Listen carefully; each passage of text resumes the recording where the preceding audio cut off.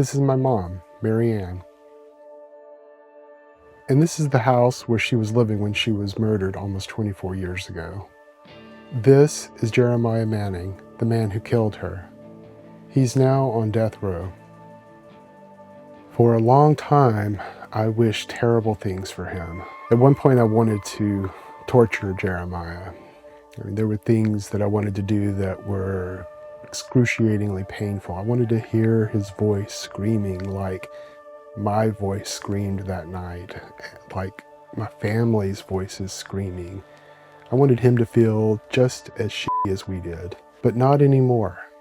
I want to save his life. My mom was cooking when Jeremiah showed up at her door the day she died. It was a week before Christmas, and my mom loved Christmas. Her tree was up, and the table was already set for Christmas dinner. The police found her body in these woods, her throat slit. Jeremiah was convicted and sentenced to death. He's 43 now. He's been waiting to die for more than half his life. I don't know why Jeremiah killed my mom. I may never know, but I do know the rage I felt and the deep despair. I couldn't escape what had happened. I could feel him at every family gathering, on every family vacation. I'd be up in the middle of the night talking to him in my head. My grandmother, Mimi, was the moral compass of our family.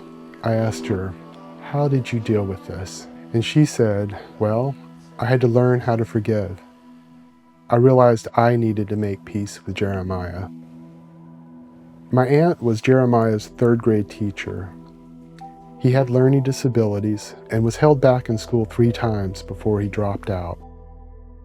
I found photos online of his family and friends visiting him in prison. And it was like, he has a mom that loves him too, just like I had a mom who loved me. And I think it was that,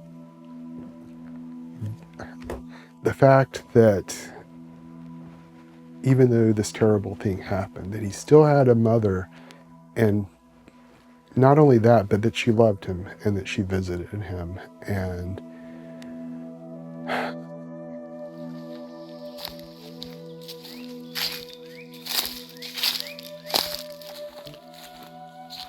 this is a little harder than I thought it was going to be. This would be about where it happened.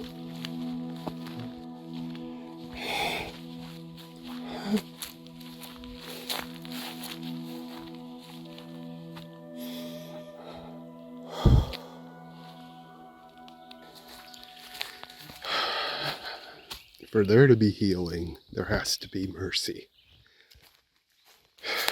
Killing Jeremiah will not bring us any closure. It will not heal the wounds that were created. Rather,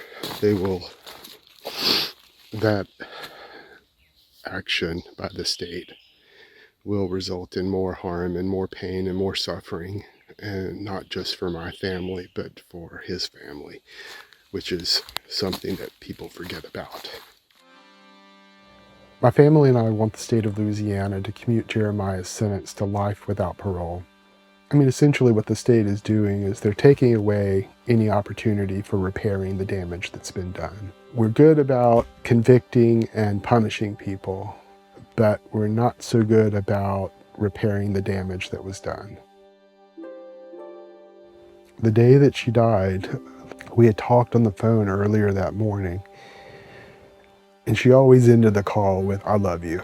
And so the last things that I heard from her was, "I love you." And as I've gotten older, I realized what a gift that was.